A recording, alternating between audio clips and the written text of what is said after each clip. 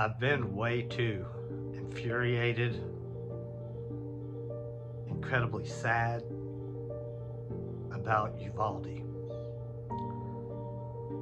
And I know there's nothing we can do that can bring those children, the 21 victims, the 2 teachers as well, back. But I think it's really important that we do take from this some lessons. It's very important that we do try to grow and learn what we can from the awful, awful tragedy that happened and the response by the Uvalde police. To the families of the 21 victims, I can't imagine. My heart goes out to you. I can't imagine how difficult this is. I'm going to do my best to hope that we can do better. The lessons that we have learned here, and that is just blaring in stereo in our face, are the same type of things that we've been talking about on this channel for a while. We've been talking on this channel about how police lie, police destroy families, police destroy communities. It's ludicrous for the media. Media, please tell me you've learned your lesson. Quit taking police statements, police reports as news.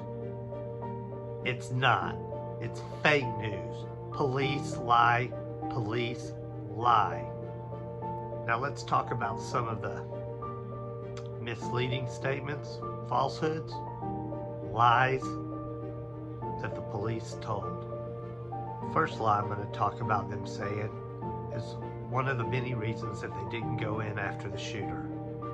They said the shooter had body armor on. That is a lie. He did not. He had on some tactical gear, but he did not have body armor on.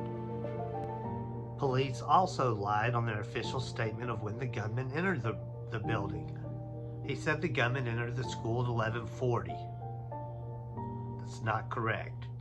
He entered at 11:33. And as we know, every minute, every second affects human lives and lives lost. And little did we know that that was a preview of how many lies were coming, because nothing they said was true.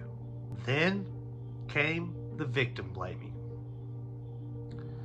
They said the gunman entered the school through a propped open back door left open by a teacher. They blamed a teacher.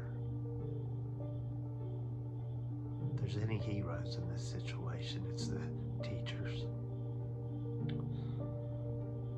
So the cops victim blamed and blamed a teacher. We now know that they were lying.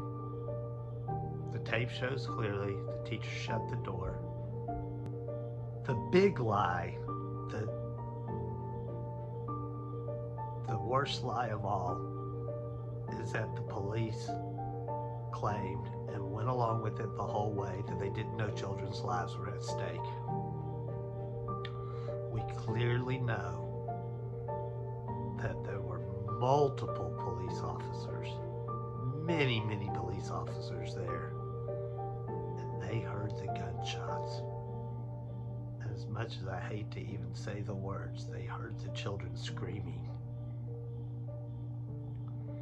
They knew children were losing their lives. We know that they got reports from a 911 call from a student that there were children dead and that there were still 8 or 9 of them left alive. It's deplorable. It's inhumane for the kind of lies they told.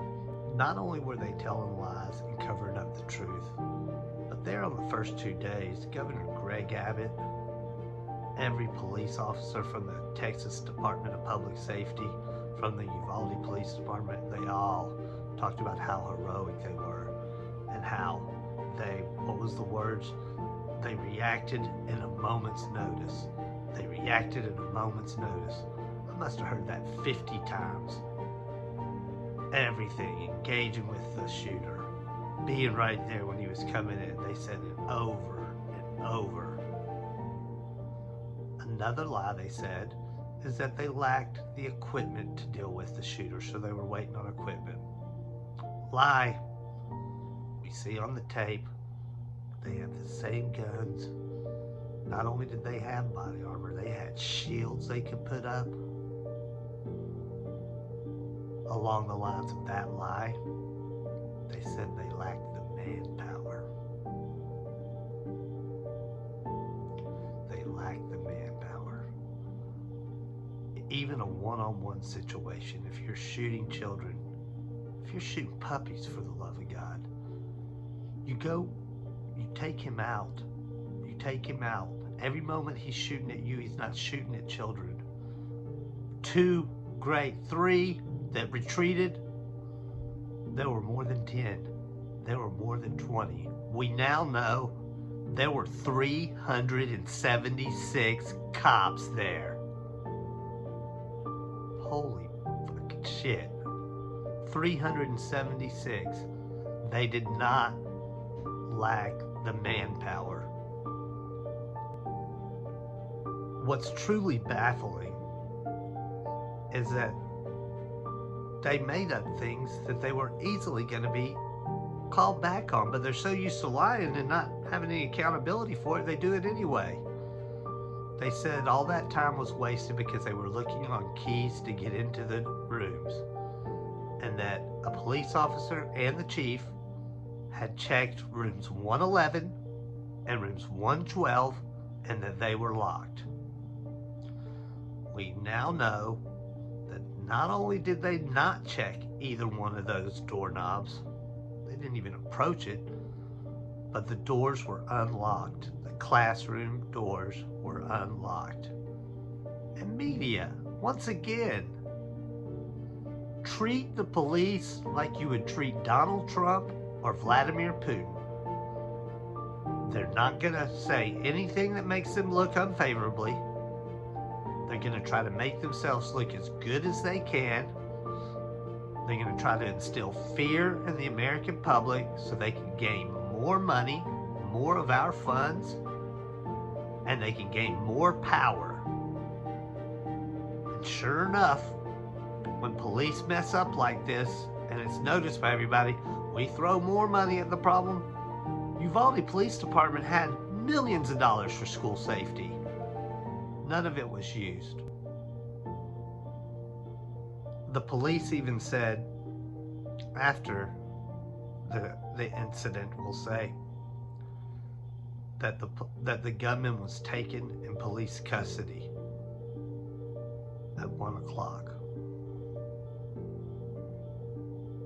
They couldn't even tell the truth there.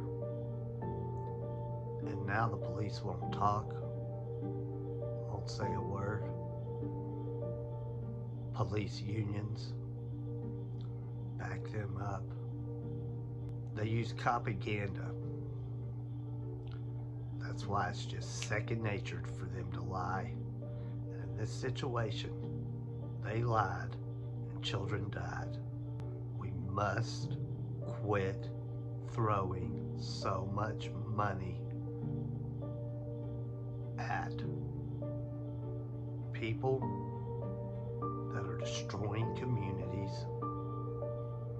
We live in a police state, over-policed, mass incarcerated, and it's not making us any safer at all. When you give them all that money, you're taking that money away from the community.